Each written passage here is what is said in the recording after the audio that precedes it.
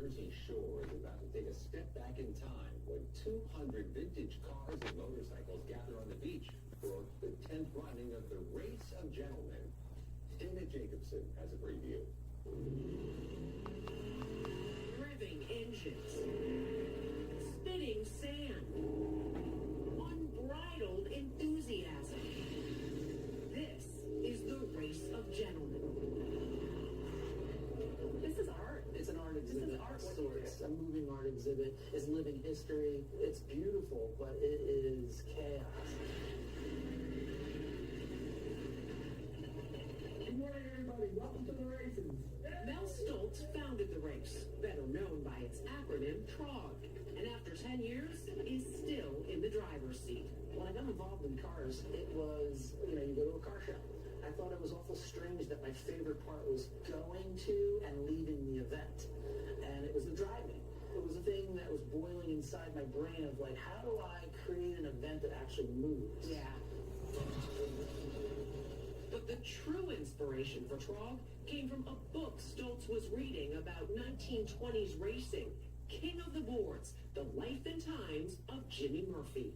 This book was so incredible because they would test these crazy contraptions in wide open places because of fire and disaster and things that would go wrong. And one of those places happened to be the beach. One day I was sitting at the beach and I thought, my God, it looks like a drag strip. Later that night, I happened to run into the mayor of the town we're sitting in right now. Yeah. And I pitched it to him, and he was like, man, you would do that? And I thought, man, you would let us? So this is where it all started. Where it all started. The inaugural Race of Gentlemen took place on October 20th, 2012 in Allenhurst, New Jersey, about 100 miles north of TROG's current Wildwood Beach home. The very first race, you guys started around here? Yep, the cars would enter down and we'd turn them around over here, and about where the American flag was is where it started on.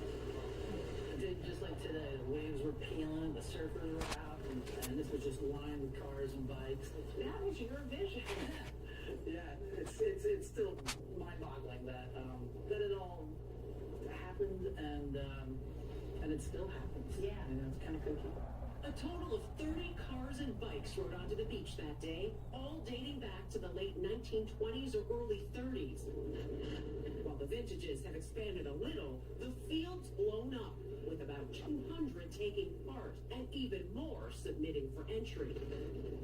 As this has grown, you've adapted a little bit. Well, I also get bored, and so as I get bored, I switch things around. The car and the motorcycle has to speak to us.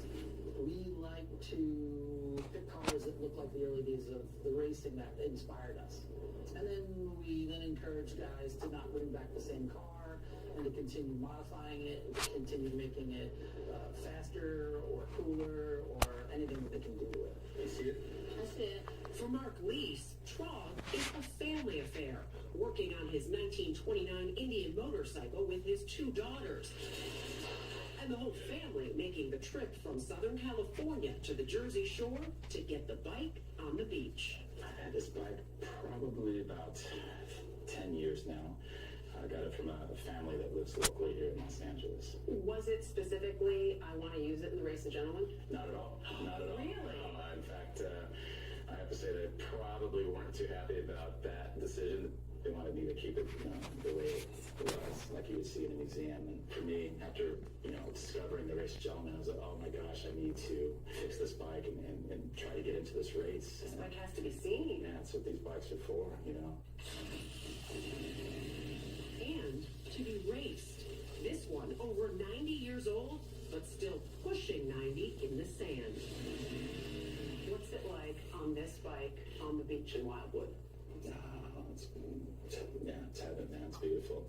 It's everything, I started riding when I was 6 years old, and this bike, it's kind of like I never hopped off, maybe like a kid again. A lot of guys and gals out there that are racing, they really put their heart and soul into these machines. Did you feel that? Yeah. Guys like third-generation body shop owner Rob Ida, who's helped build cars to compete in TROG since the beginning. Do you see cars that you're like, oh man, I wish I had worked on that one? Oh yeah, most of them. different and unique. You can tell if a certain builder designed to build that car because they have kind of a signature look to them. Ida's working on the car Mel Stoltz will drive this year, this 1940s belly tank. So it's a very collectible piece, very special historical car. What's the value of some of these cars that people see racing in the Race of Gentlemen? Well, that's the thing. Some of the cars could be only a few $1,000s. They can really be built on a very modest budget. Right. But then there are other cars with very rare speed parts and things that are highly sought after, and they can get very expensive. So anything from a few thousand to a few $100,000. And to someone who doesn't really know, they all look alike. Yeah. But no matter the year, make, or model, the real value in the Race of Gentlemen may just be the undeniable sense of brotherhood, making a picturesque race priceless. And we can have 15 people talking about cars, and one guy's a multi-millionaire, and the other guy's got a part-time job, and then this guy's 16 years old, and this guy's 85 years old. Does it compare to anything? Not that I can think of. So I've been to automotive events around the world at the highest level, but the one event I will not miss is the Race of Gentlemen, because that feeling that you just can't get somewhere else. It really is our soul, man. I mean, and a lot of these bikes are in garages like this. These are made by hand. I mean, these guys, they're pounding their own sheet metal. They're looking for their own parts. Also, you can get to these races and get on the beach and show it off. Yeah, and race, man. There's nothing like it. This electricity that runs through the whole weekend of all being together and showing off what you've created. People are coming in from California and Ohio and Texas. They're coming in from all over the world too. But when we all get together, we're all part of this small community. We sleep and breathe and wait for it to turn around and happen again. It's Christmas. It's Christmas. It's Christmas for us.